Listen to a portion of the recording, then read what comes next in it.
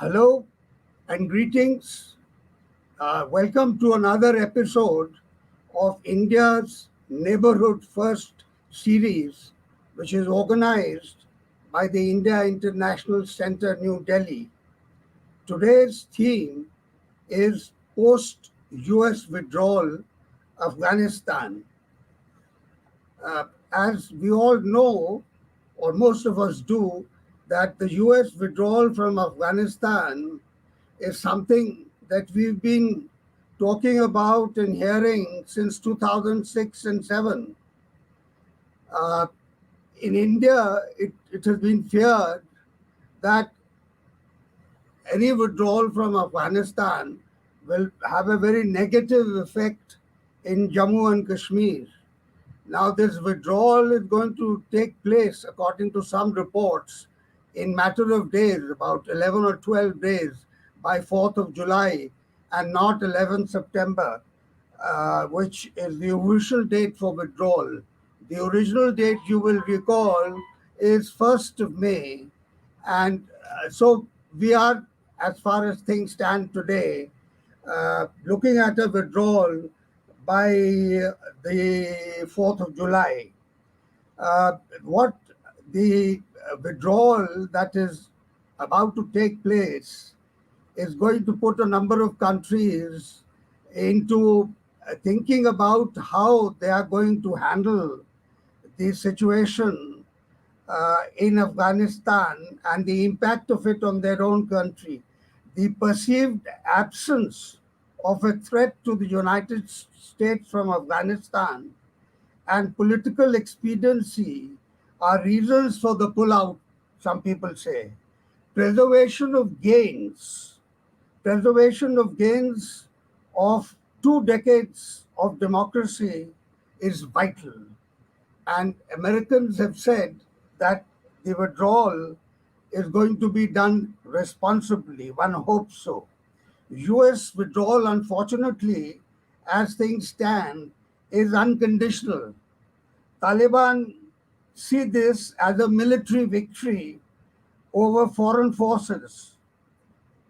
They will try to emulate this against the Afghan National Security Forces, as they have refused to declare a ceasefire. As far as the Doha or the Istanbul peace processes are concerned, these are all up in the air and will have to be taken up. We do not know what the current position of these is. Who will fill the vacuum and how will this affect regional powers, especially Afghanistan, Pakistan, and India, is just one of the questions. And you will notice that we have today on our panel, a great panel, an expert from each of these three countries, from Afghanistan, from Pakistan, and from India. Uh, our panelist from Afghanistan is Dr. Aryan Sharifi. He's the former Director, National Threat Assessment in Kabul, Afghanistan, and has a number of other portfolios that he handles. Mr. Rahimullah Yusufzai is from Pakistan. He is currently the resident editor of News International, Peshawar, Pakistan. He has the unique distinction of having interviewed Osama bin Laden at least twice that I know. And finally, from India, from the IDSA, is Dr. Vishal Chandra, whose book on Afghanistan is the bestseller, and represents the Indian voice. So, how we are going to do this, the batting order will be something like this, that the three panelists, Dr. Sharifi, Mr. Yusufzai, and Dr. Chandra, will make their opening comments for 3 to 5 minutes. After you've made your opening comments, each one of you, then there will be a Q&A which will be moderated by me. The questions will be asked by me. And the second Q&A will take questions from the audience. So this is a reminder to the audience that keep sending in your questions. We have an excellent panel, and all that you didn't know about Afghanistan or want to know about Afghanistan, now is the opportunity. So let me give the floor first to Dr. Aryan Sharifi for his opening comments, up to 3 to 5 minutes. Greetings and thank you, General Mehta, for that gracious introduction. It's nice to be here again and share some thoughts with your audience and with some colleagues on this important ongoing issue, as you mentioned in the introduction. To start with, I think I would like to make two specific comments. Number one, I think it's important to realize that Afghanistan has been a country for centuries. I mean, even if you look at its modern history, it goes back to 1747. So it's been a country for centuries, and it will remain a country for centuries, with or without the presence of Western forces. So that's important to note. I'm stressing that just because certain people think that, okay, well, the past 2 decades, the United States and NATO was there and they were present and they were supporting the Afghan government. And now that they are withdrawing, what is going to happen to the country? The main important thing is that the country will survive, that the nation will sustain and will remain no matter what, as a unified state, as a unified country. Number two, given that we have Afghanistan's past and it's going to continue, I think it's important to realize two issues.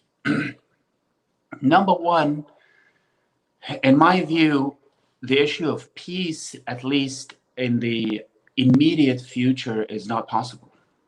And what I mean by the immediate future, I mean roughly within the next year. I don't believe that real dignified peace will be possible at this time. Because why? You look at the internal dimension of the issue. It looks like the Taliban have at least the perception of advantage in the war. They fought against the United States and NATO and the Afghan government for the past 2 decades, and now the US and NATO is withdrawing. So with that withdrawal, they have this perception that they are sort of on the winning seat of the war. In their perception, they're winning, thus it's very difficult for them. It's difficult to convince them to really come to the negotiating table with good faith to negotiate for peace. If you look at the regional plus international dimension of the issue, and I've talked about this many times, the strategic environment for the war persists. Nothing really has shifted. Nothing substantial has shifted in favor of peace, at least for now. Some states or groups that have been supporting the Taliban for a long time will most likely continue to support them, at least in the immediate future, just to see what's going to happen. I don't want to name countries right now, but if states have been supporting the Taliban for 20 years, another year will definitely lend itself to that support. Especially as the war continues and it's going to be seen as to what's going to happen between the Afghan forces and the Taliban. And number two, it is also important to note that the Afghan National Defense and Security Forces have really done well over the past 2 months or more since the United States announced its total withdrawal from the country. There was a lot of perception, there was a lot of talks about the sustainability of the war on the part of the Afghan National Defense and Security Forces. But over the past 2 months, the war has substantially intensified. The Taliban have really gone into that third phase of insurgency, and they are really looming in their attacks in the countryside, insurgent attacks in the countryside, as well as urban terrorism in all major cities. Nevertheless, the Afghan government, the Afghan security forces have been able to defend pretty much every single major district, let alone all the cities. So over the past 2 months, they've really shown that they've done a great job, and they are able to continue to do so. So when it comes to the issue of courage, the issue of intent, and the issue of bravery to continue to fight against the Taliban, the Afghan defense and security forces don't have any lack in that. The intention is there. The sacrifices will be made, and they will keep fighting. What is really important for the regional countries and for our strategic partners is to continue that logistical support with weapons, with ammunition, with finance, with all the other logistics that go into making the war. It is important to continue the war against the Taliban if they are not willing to come to peace in good faith, until such point that they actually realize that even without the presence of the United States forces and NATO forces in Afghanistan, they cannot get to that military victory over the Afghan government. And then would be a time when the Taliban would potentially be amenable to negotiate in good faith for peace. Thank you. Thank you, Dr. Sharifi, for those opening comments. I will not try to make a summary in the interest of time and move on to Mr. Rahimullah Yusufzai, who will make his opening comments for 5 minutes. Mr. Yusufzai. Okay, thank you very much. I generally agree that the situation is not very optimistic. There aren't many hopes that Afghanistan will become stable and peaceful anytime soon. But let me add that this has been the best opportunity to try to bring peace through peace talks. Uh, you know, Such long and sustained peace talks have never taken place in the past, and 18 months of talks between Taliban and the US led to the peace agreement last year. And now, since September, Taliban and the Afghan government and the Afghan political opposition have been negotiating. There has been no real progress, but they are still talking. That's something which creates hope that as long as they negotiate, as long as they're in the same room, maybe they can make some progress. They have only been able to agree on the rules of procedures, but they haven't yet finalized the agenda. So, the talks are in a way stalemated, but I think, both sides want to continue talking, and that is a very hopeful sign. Now, let me also say that on the ground, the military situation, is changing very fast. And, if you go by the claims made by Taliban and the videos which they share, they are claiming to have captured more than 30 district headquarters from 1st of May when the US started withdrawing. And, some of these, issues were actually confirmed by the Afghan officials, but they said it is a technical or tactical retreat. So, there has been a lot of activity on the battlefield, Taliban trying to gain territory because they want to strengthen their bargaining position. They also, I think, will have plans about the provincial capitals or big cities, but I don't think they will attack a big city or a provincial capital at this stage, because even if they capture a city as they did in the past, by twice capturing Kunduz city and once Ghazni, they were not able to hold it, because running a city, managing its affairs is a very big challenge, and they don't really have the manpower and the resources to do that. Now, in terms of the Afghan politics, I mean internal politics, we have this coalition government, President Ashraf Ghani and Dr. Abdullah, but we have seen, as in the past, they continue to differ on certain issues, even on the peace plan, they have different peace plans, and that is weakening the position of the Afghan side in the negotiations with Taliban. I think all Afghans opposed to Taliban must agree on at least the basics of the peace plan. Now, we know that the post-US exit, that is now the main issue. What will happen? There is so much of concern all over the world, especially in the region. And, not only Afghans, but all the regional countries, all the powers, they are concerned that, there could be more fighting, more bloodshed, more displacement. So that is something which has to be prevented. We still have time until 9/11, to make some progress in the peace talks, but that looks a bit unlikely. So the situation is, in a way, hopeless. The Istanbul conference proposed by the US is not going to happen now, at least in the near future. So they will keep negotiating in Doha, and for Taliban, Doha is the preferred venue. It has always been the preferred venue since 2010, when the Taliban Political Commission was established over there. Now, I think that Turkey, Taliban were not keen to attend the Istanbul conference earlier also, but now I think they have another complaint against Turkey, because Turkey has showed willingness to stay even after the withdrawal of Nato forces to defend and protect the Kabul International Airport.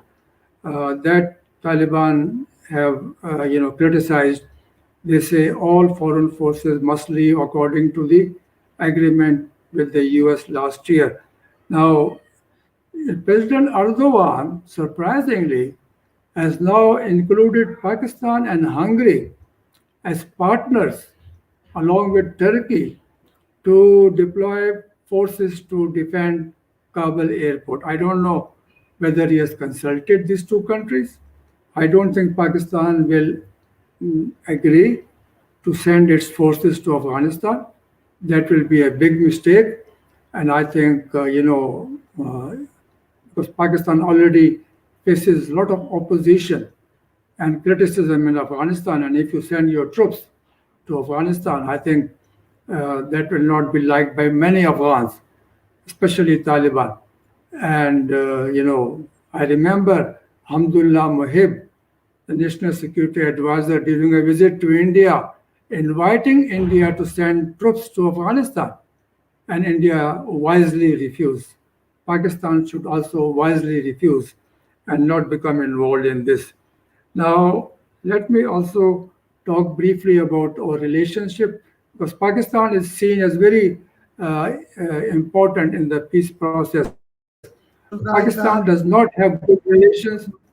Pakistan does not have good relations with Afghanistan. We all know that. There has been a blame game, especially recently, and we have a very difficult relation with Taliban.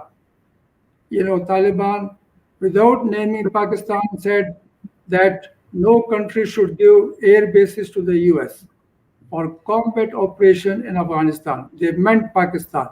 Privately, Taliban have said they will hit. They will hit the. Can you curtail your opening comments to what you This said? is the last point, Sir. This is the last point.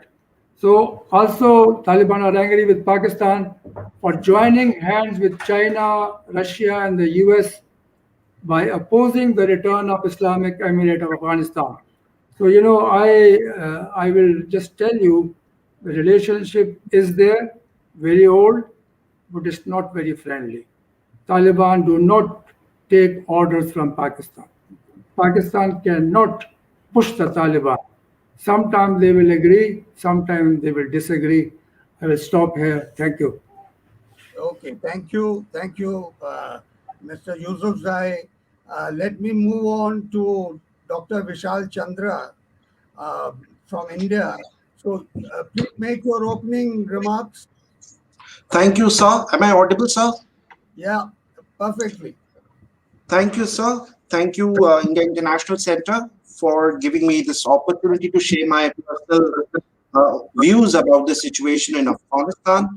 And I agree with most of the points made by my co-panelists.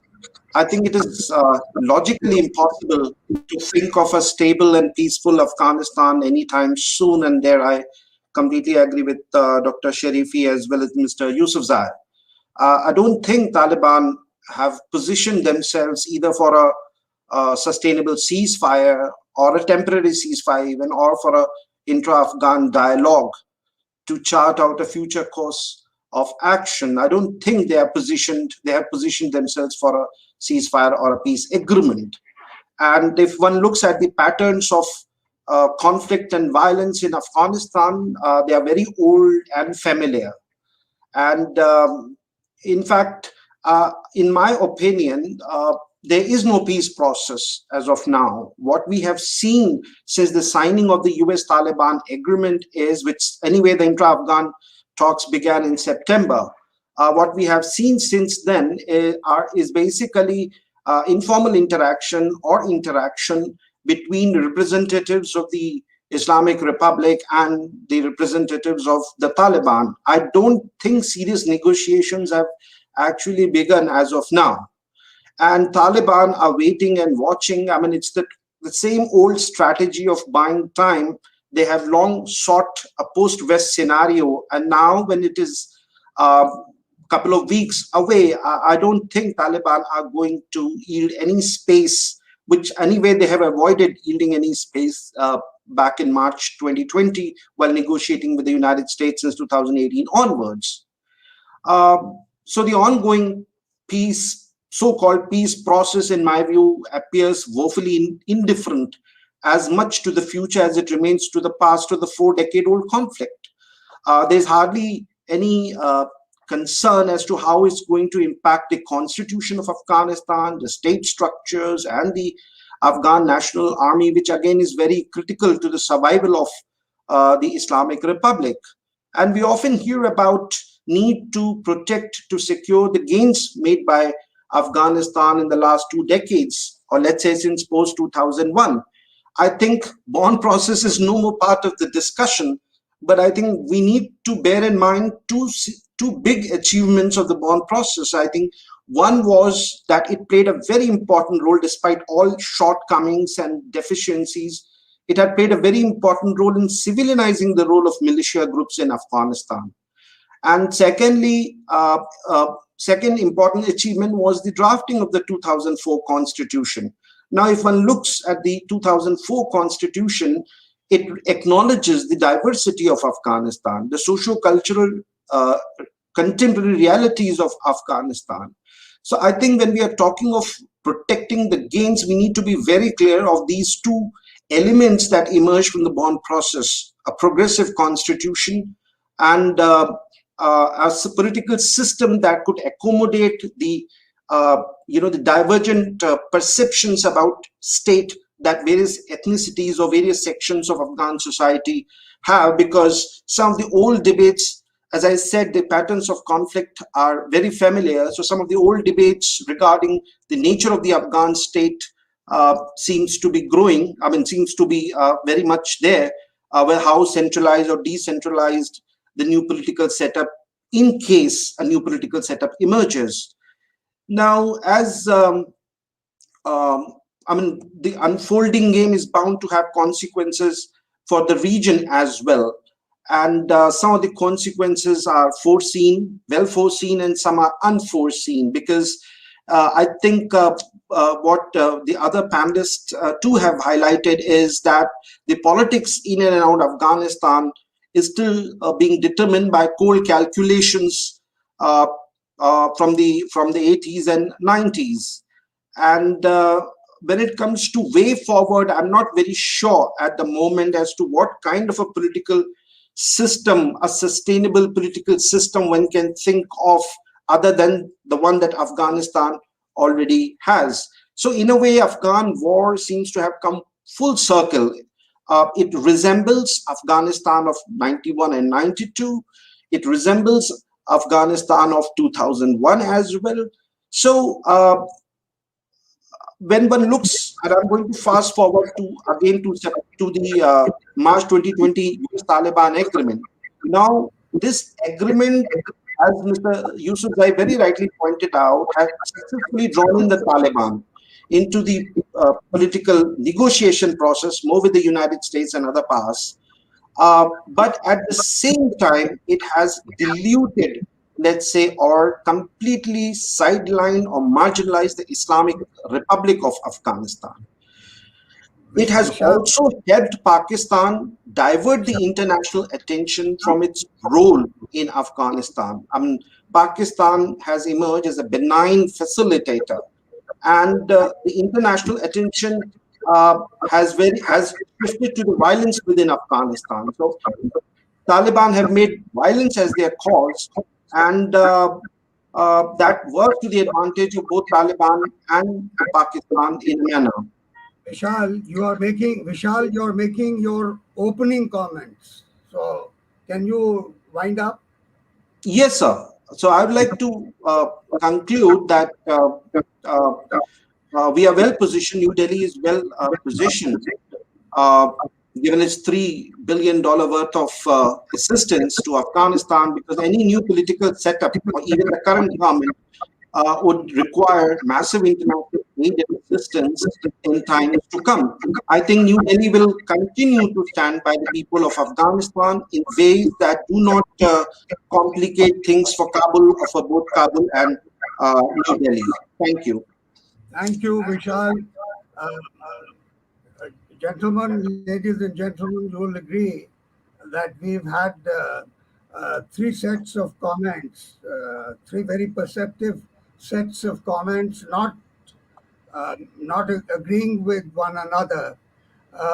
Dr. Sharifi, but all of them are telling you that peace is not possible in the immediate future, that fighting will go on, violence will continue in Afghanistan, and that the peace process, which we have talked about for, you can call it 18 months, but actually, as Mr. Yusufzai said, they've only agreed they have not even agreed about the agenda, only the procedure.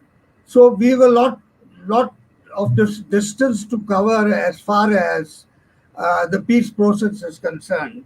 So let me now come to Dr. Sharifi and ask you this question that you said in your opening comments, and quite rightly, that peace will not be possible in the immediate future. You praised the performance of the Afghan security forces, and you have said, especially in the last 2 months, they've given a very good account of their fighting prowess. And you've concluded by saying that they will hold on. They will hold on in whatever spring offensive that the Taliban will engage in. But there are some differences in facts, as you would have noticed. Mr. Yusufzai is saying that the Taliban is gaining a lot more ground than what you are saying. So, would you like to take it on from here on the actual fighting and what is the ground position? Yeah, thank you, General. Let me briefly comment on the peace issue and then get to the issue of the current fighting. Look, peace. Well, first of all, everybody wants peace. I mean, truly, peace is not only the wish of the Afghan people, of the Afghan nation, but it's their right to get to peace. So there's no disagreement as to whether peace is good for Afghanistan or not. Peace is obviously very, very good, and that's the desire of the Afghan nation. But is it possible to get to peace now, is the question, from a very pragmatic, realistic, free of emotions perception. And if you do that, then you can actually see that peace is immediately at least not possible. Why? Peace, reaching to peace is possible when all the parties, or at least most of the parties that are directly or indirectly involved in the war, actually want to get to peace. And when the parties will want to get to peace when in their strategic calculation, peace for them would be more profitable, would be better than the continuation of war. I'm making very pragmatic calculations here. And if you look at it from that perspective, first look at the Taliban. The Taliban, what I use this expression of four P's, the P, and what does that stand for? That stands for perceived power parity principle. From a perceived power parity principle, the Taliban think that they are winning the war. So in their calculation, they have fought for 20 years, and now is the time to reap the benefits of that 2 decades of war. Why would they, after all this time, after forcing the United States and NATO to get out of Afghanistan, why would they come in good faith to the negotiation table and say, okay, well, we are now willing to completely end all this nonsense violence and we are going to get to peace? Then why were they fighting to start with? They were fighting for something, and now in their view, in their perception, they are closer to reaching to that through that violence and war. So I don't actually see them really getting to the negotiation table in good faith until such time that the strategic dynamics change such that they would calculate that getting to peace would be better to them in their calculation than the continuation of violence. That's the main reason why I'm saying that peace immediately is not possible. That kind of goes along with all the states that have been in some way supportive of the Taliban. Some states were perhaps supporting the Taliban just because of the United States presence. And now the United States presence is getting away. The US is getting out. They would like to see how the Taliban perform, at least immediately, just in case the Taliban could come to power. I don't think the states that have been supporting the Taliban would like to cut off all that support right now and risk destruction of their relations with a potential Taliban comeback, with a potential Taliban government. They're not going to do that. So what I'm saying, immediately, I give it roughly about a year from now. If a year from now, the calculations on the ground are such today that the Afghan government forces can actually hold their positions, that they can actually prove that they can continue the war indefinitely, then would be a time where that 4P would change for the Taliban, and that 4P would actually change for the actors that have been supporting them from the outside. And that would be a time when good faith negotiation for peace would be possible, and then reaching to peace would be more possible. Again, it's not immediate. Even then, it's going to have to go through a lot of processes. There's going to have to be a lot of effort on the part of the Afghans, on the part of the international community. Nevertheless, the strategic environment would then be more conducive to peace a year from now if the Afghan National Defense and Security Forces can hold their position. Now, coming to that point now, and that was your second question, Mr. Yusufzai did mention that the Taliban have captured some ground. Well, let me say this, and I'm not a military person. I'm a strategic person, but not a military person. When holding ground or territory, what really matters is the calculation of control over population, not over just barren territory. So the population is the most important one. If you look at the Afghan population, roughly about 35 million. Of the 35 million, at least 7 million actually live in Kabul. So you get 20% of the overall population only in the city of Kabul. If you add some major cities like Herat and Kandahar and Jalalabad and Mazar and Ghazni and a few other, you add 10 top cities in the country, which are all under 100% control of the Afghan National Defense and Security Forces, you get roughly to about 80% of the Afghan population. So when the Afghan government, and I'm not in the government right now, I'm not a spokesperson for the Afghan National Security Forces, I'm just telling the truth. I'm just pointing out what really there is. So when the Afghan National Defense and Security Forces are making their calculations, are prioritizing their activities, they will have to focus on protecting the Afghan nation. And if they can protect the main cities, if they can protect the main highways and some strategic points across the country, then they're on the winning side and they're on the winning seat. Now, I'm not saying that's the ideal situation. Now, the ideal situation, obviously, for any government is to have full control over the entire territory. But we're not living in an ideal situation in Afghanistan. We're living in a very drastic, changing environment. And I think the performance of the Afghan National Defense and Security Forces over the past 2 months have been phenomenal. It's been absolutely great. Can they continue? Absolutely, they can. In my view, I've served in the security sector in the Afghan government. I know my countrymen. I know the officers, and I know the soldiers. They can definitely sustain this defense against the Taliban only if they can get the needed logistical support. And the needed logistical support can come from the United States. Thankfully, the United States has agreed to continue that logistical support. So we get logistical support from the United States, we get support from NATO, and it's also important now that the United States and NATO are kind of exiting the theater there, that our regional partners, such as India, such as other countries, step in a bit more.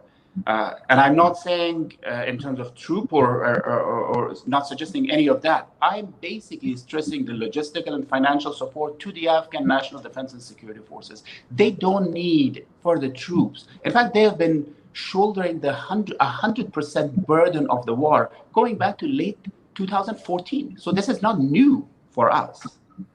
The US and NATO forces have not been in a combat mission for about 6 years now. So it's actually not new. The Afghan National Defense and Security Forces are not lacking in manpower, they're not lacking in courage, and they're not lacking in the willingness to continue to sacrifice for the nation, for the country. What they are lacking is in finances and logistics. And that's what I'm hoping that we can actually continue to get from our international partners, because again, this issue of Afghanistan has a lot of implications for the region and for the international community. So my hope is that we get our international partners to step in and to continue that logistical support. Thank you. Dr. Sharifi, we will come back to you, but let me, on this question about the performance of the Afghan National Security Forces, you have said that it has been an impeccable performance and nobody should doubt that. But let me ask Mr. Yusufzai the question about Pakistan is now being called the kingmaker. So why is Pakistan being called the kingmaker? And will you elaborate on this new reset of relations between the United States and Pakistan? Your foreign minister has made certain statements. Your national security advisor has made certain statements about bases over the horizon support for the US forces. So what's your view on these 2 points? On these 2 points of kingmaker, Pakistan the kingmaker, and US-Pakistan relations. 2 points, quick answers.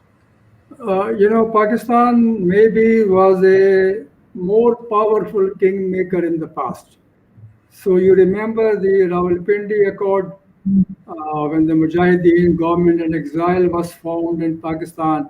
You may recall the Peshawar Accord after the collapse of the communist regime, and this happened in the Governor House in Peshawar. So we were a kingmaker at that time, and we made Mr. Mujaddidi the first president of the Mujahideen government, and that was a strange agreement. For 2 months, he was to be the president, and then for 4 months, Professor Burhanuddin Rabbani. But Rabbani Sahab stayed on. He called this Luay Jirga by Islamizing it, calling it with an Islamic name, Shura Halwaqt, and that Shura Halwaqt, allowed him to continue after 4 months. So yes, Pakistan was the kingmaker, but I think those were different times.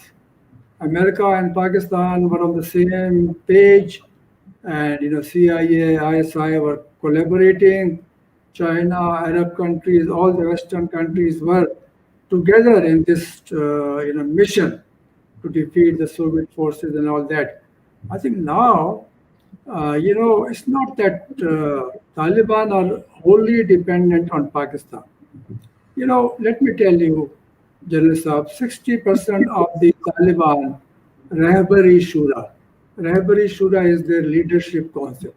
60% of the members who were mostly living in Pakistan earlier are now in Qatar. So these people were under pressure from Pakistan. They are no longer under pressure from Pakistan because they are in Qatar. There are still some Taliban leaders living in Pakistan, and Pakistan has been trying to put pressure on them. If you recall, Sartaj Aziz, as the foreign minister during Nawaz Sharif government, made a statement in Washington at the Asia Society, and he considered for the first time that yes, some Taliban leaders were in Pakistan, they have their families, and some of the Taliban injured fighters are brought to Pakistan for treatment, and this is how we try to put pressure on the Taliban. But now, I talk to these people, both in the government and in the security organizations, and they tell me that Taliban no longer listen to us. If Taliban don't listen to Pakistan, Pakistan cannot be the kingmaker. Because that was the impression that Pakistan controls the Taliban, and that's why Pakistan can make them agree to join the peace process or become part of some power sharing arrangement. I think the kingmaker in Afghanistan are those who have the gun, who can fight. They are the ones who are doing it. There have been elections in Afghanistan, for president, for parliament, but the fighting has continued despite the democracy, which is slowly taking root in Afghanistan. So I think that still, I think, the way things are being decided in Afghanistan through the use of force. And I believe that the time has come that there should be a peaceful transition. The principle of democratic peaceful transition should prevail in Afghanistan.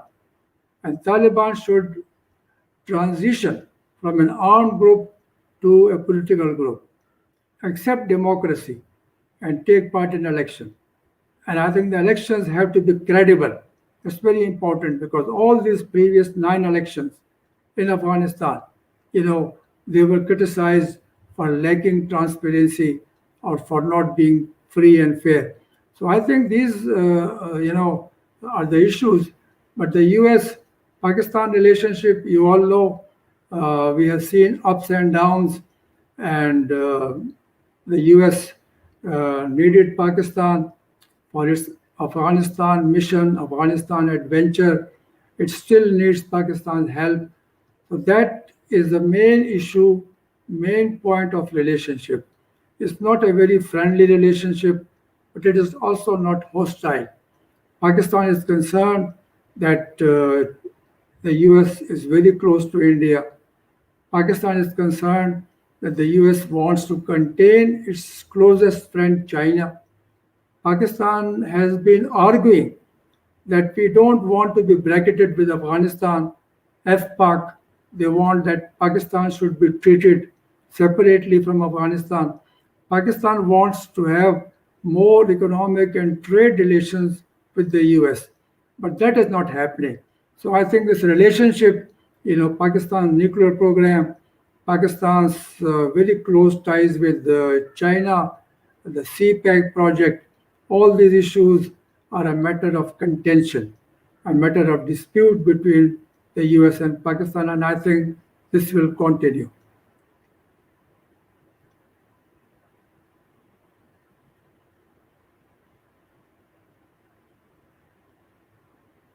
Hello? So we have lost General Saab.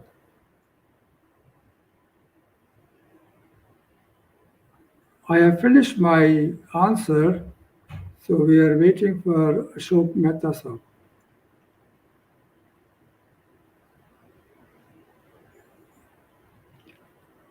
Or should we, talk among ourselves? Sharifi Saab, Vishal Saab?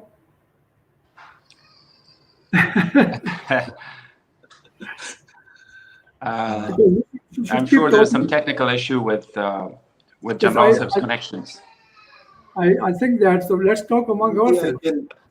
But I think it's better if General Saab comes back, because I might have to repeat the point. But let me make one or two broad observations. Meanwhile, I think we've been talking about violence in Afghanistan, and we all understand why Taliban are keeping the levels of violence high. Why are they escalating the levels of violence and in the process killing their own? I think somewhere we also need to factor in, and this is something perhaps Yusufzai Sahib, you can throw more light, and maybe Dr. Sharifi too, the internal dynamics of Taliban. I'm not very sure how, whether it's going to be, easy for them to sell this idea of sharing power with other groups to the younger cadre. I think violence, keeping the levels of violence, helps them keep their cadre engaged. And it also helps in keeping the international focus on what Taliban are doing, rather than the structures that help them sustain their fighting power. So I think somewhere we also need to take into account the dynamics within the Taliban, how much support is there within various groups of Taliban when it comes to sharing power, because it's good to say that everyone wants peace, but at the same time we all know that peace is not possible anytime soon. So, General Sir, I was making some observations regarding. You're doing perfectly well. Please continue. Yeah, regarding the internal dynamics of the Taliban, and I thought maybe Rahimullah Yusufzai Sahib can throw more light on it, because it's the section of Taliban leadership, including Mullah Baradar. They have been out of power for 2 decades, and now that the US forces are about to complete the withdrawal process, it may not be very easy for them to sell the idea of sharing power with the younger Taliban elements, or maybe sections of their military leadership. And so I just thought maybe if Yusufzai Sahib could throw more light on it. Okay, with your permission, General Saab, I will answer Vishal Saab's question. Vishal Saab, let me tell you that you know about the earlier division in Taliban ranks when Mullah Muhammad Rasul, split from the mainstream Taliban group and formed his own faction. And he had a few very important Afghan Taliban leaders at that time. But then gradually he lost them. The main issue was the selection of Mullah Akhtar Muhammad Mansour as the leader after the disclosure about Mullah Omar's death. So many people did not support him. But then Mullah Rasul lost almost all his supporters. He's still in custody in Pakistan, let me tell you. And the latest, leader he lost was Mullah Abdul Manan Niazi, who had been the governor also, I think, of Iraq during Taliban rule. So there is no faction now, but there are different opinions. And let me tell you that there are hardliners, hawkish elements, and there are moderates. Taliban cannot be moderate, but there are some moderates compared with the hardliners. So now, the people in Doha, they are the ones you can call them moderates. They're not fighters, they're politicians. The people who are in Pakistan or in Afghanistan or who frequently go to Iran, They are the ones who are the hardliners. They are not under pressure from, say, some intelligence agency in Pakistan or in Iran. They are the hard. And Taliban leadership in, say, Doha and in Pakistan, they have a hard time. Every time they had to seek support from the fighters and commanders about some decision. It takes them months to persuade them. They go to Afghanistan, they meet them, they call meetings. And these fighters and commanders are the hardliners because they are doing the fighting, they are sacrificing, and they believe that they have won, and they believe they can achieve a final victory as well. So in a way, I will tell you that the internal dynamics, until now, they are intact. Until now, and I think the most important point is that they have one leader. They call him Amirul Momineen. So Sheikh Habatullah Khunzada, the third Taliban Amir, he is the supreme leader. Everybody has to obey him. But he's So, not like Umar. so Umar, the founder, is not Yusuf, like Mansoor. Yusufzai Sahib, Yusufzai Sahib, overall, since we are now running out of time, Okay. the overall question is, and the question that everybody asks is, how much has the Taliban changed? Taliban 1996 and Taliban 2001. This is the question for all three of you. So, will you start, Dr. Sharifi? Dr. Sharifi. Yeah, thank you, General Saib. I'm not too sure if I'm in a good position to really answer that question because I don't have any interface with the Taliban. I've not seen them. I've not communicated with them, so I don't really know if and then to some extent they may have changed in terms of their value structure, in terms of their belief, and in terms of their ideological orientation. But what I can see from the outside, the way they've been behaving over this past year or so with this peace process, it looks like they have actually not changed, that they are still in the belief that they can win. But this perception of being able to win has nothing to do with their ideology. This is basically strategic calculation. Any group would do that. It doesn't matter if it's the Taliban or another insurgent group of a total different ideology. Anybody would make that kind of calculations. In terms of their ideological beliefs, I don't really know if they've changed, to what extent they've changed. I've talked to some of the peace delegates from the Islamic Republic of Afghanistan who have seen the Taliban in Doha, who have seen the Taliban in Moscow, and perhaps elsewhere. Some say, and again, that message is kind of mixed. Some say that the Taliban have changed, that now they are a lot mature as a group. And that they have learned from their mistakes in the 1990s. But then others, for instance, Mr. Mansour came out to the media and frequently actually and mentioned that they have not changed whatsoever.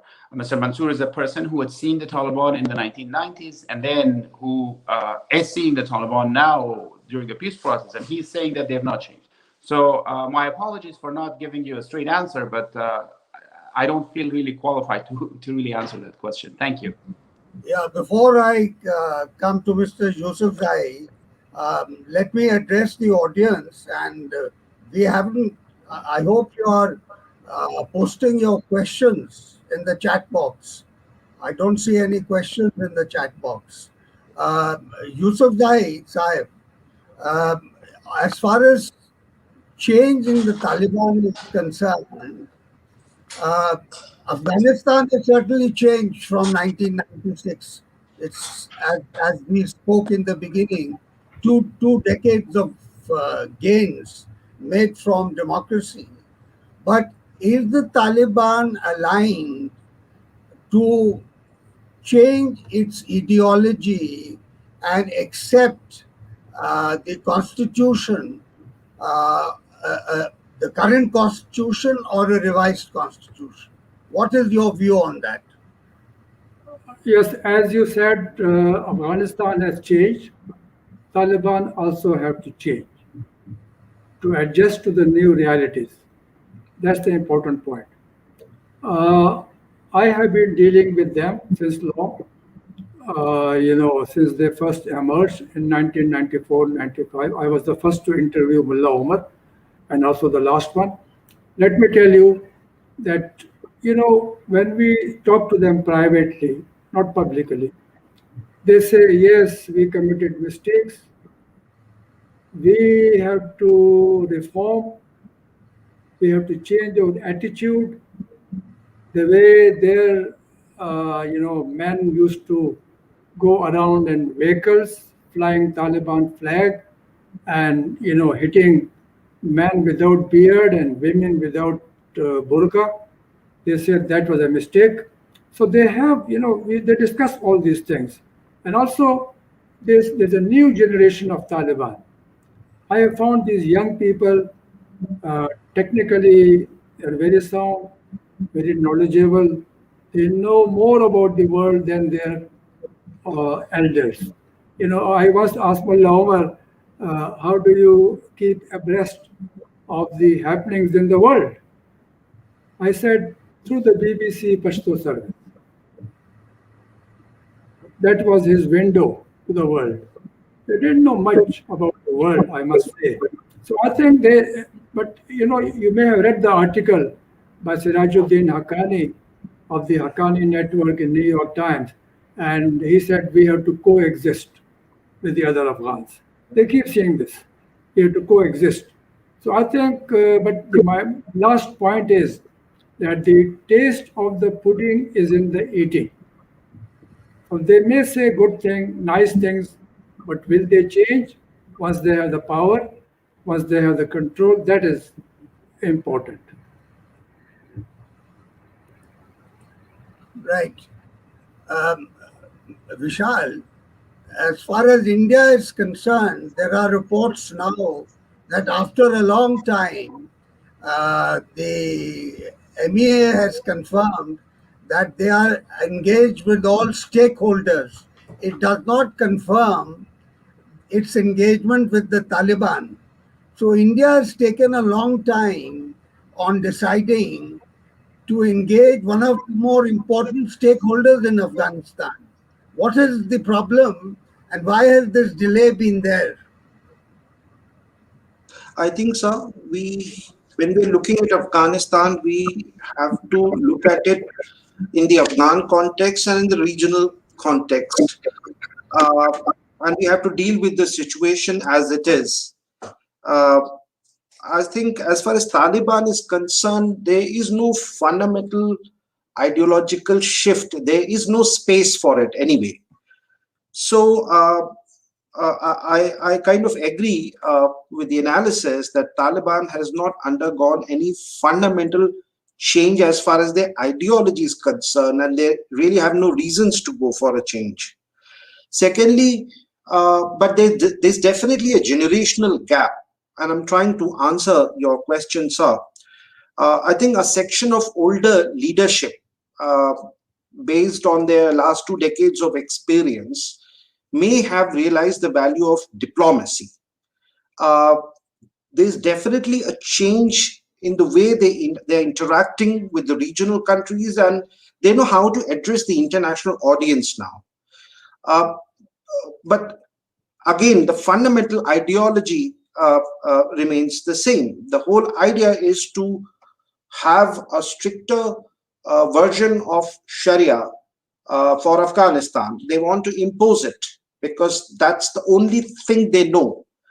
People and their will and their perception are not at the center of the Taliban vision of Afghanistan.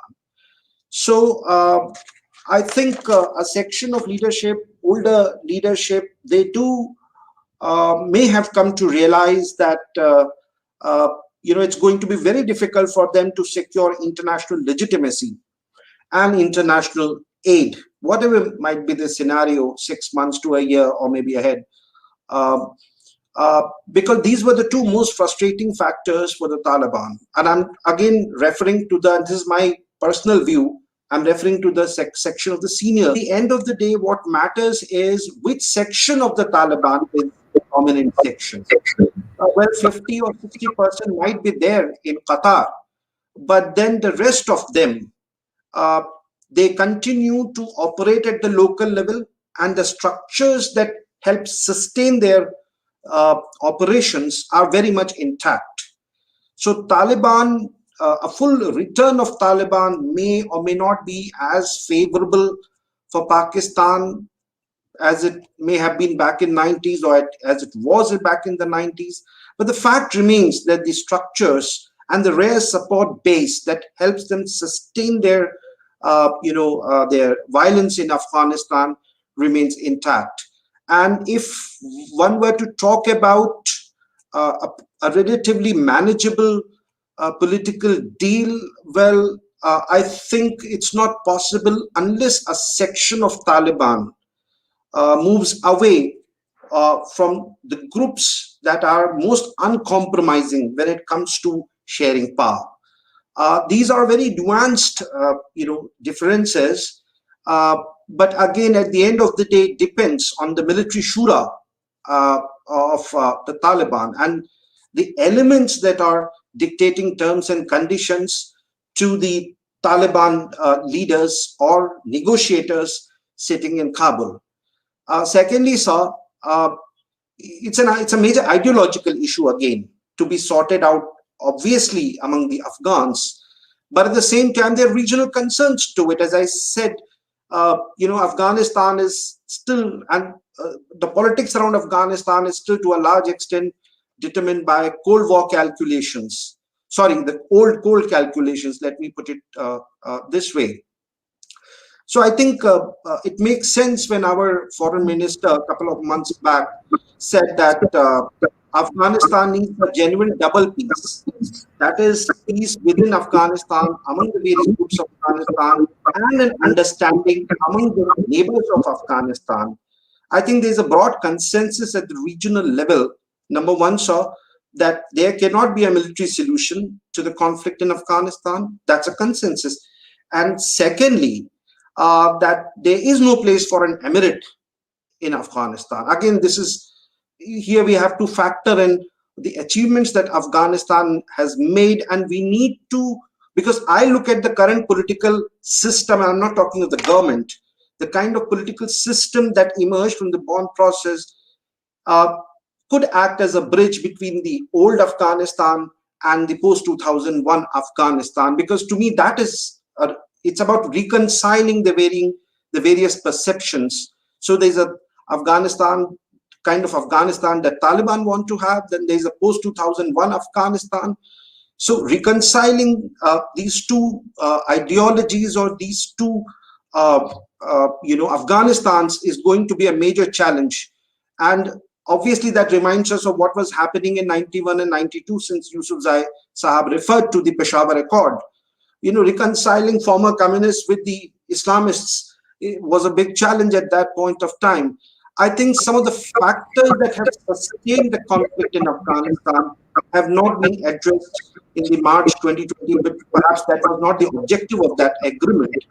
But those factors remain, and that is precisely why it's difficult to think of a stable Afghanistan. As far as India is concerned, sir, I think we need to, since we don't have the exit option, so we have to deal with all the stakeholders in Afghanistan.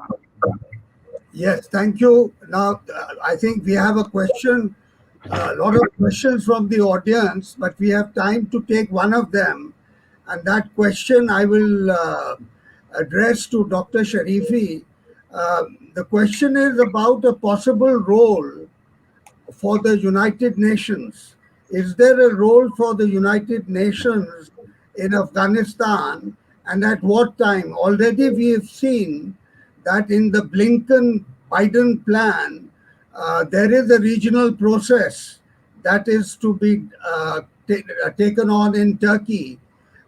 So where does the UN fit into the scheme of things in Afghanistan as they are today and in the future? Very briefly, we are out of time. Thank you. I think that's an important question to address, really. But to be very, very brief on that, certainly there is a role for the United Nations in this. Especially now, I mean, the United Nations has been involved in Afghanistan for ages. And even over the past 2 decades, we all know that the UN has had a special mission for Afghanistan called the United Nations Special Mission for Afghanistan. It's been active, but in the shadow of the United States presence and in the shadow of NATO presence there, the role that the United Nations has played thus far has not been significant enough.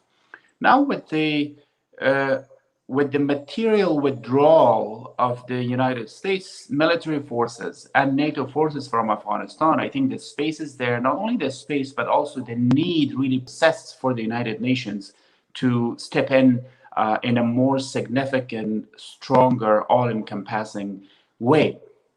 And whenever true peace process starts, and even the peace talks that the talks about peace talks that are even going on right now, I think it is important for the United Nations to step in.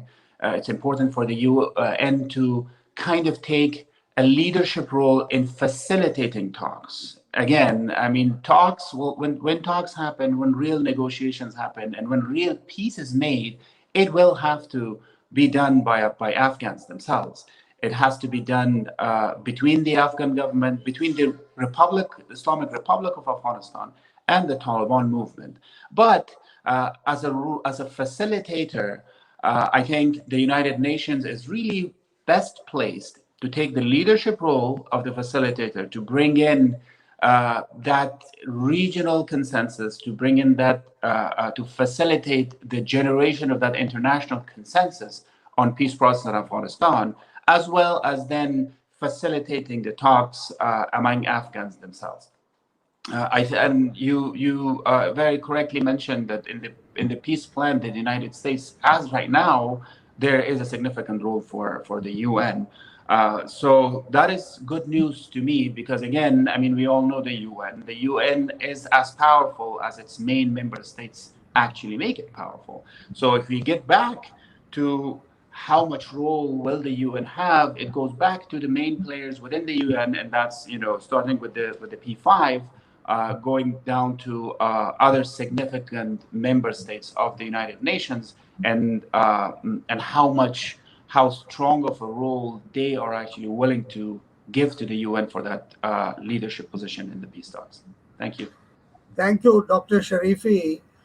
3 or 4 years ago, when I was at the United Nations, along with a group of researchers, we were informed unofficially by the United Nations that at some stage, if requested by all the parties, in this case, both the parties, the United Nations has a contingency plan for a peacekeeping force also. But I think that's way out into the distance. Today's panel discussion has brought out two very clear features. The first, that there is no peace in Afghanistan for the foreseeable future, and that violence is going to continue.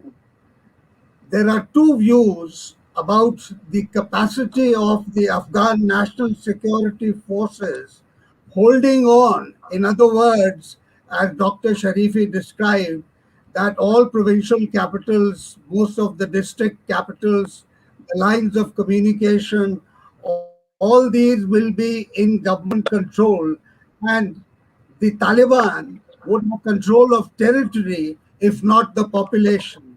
So it is still up in the air.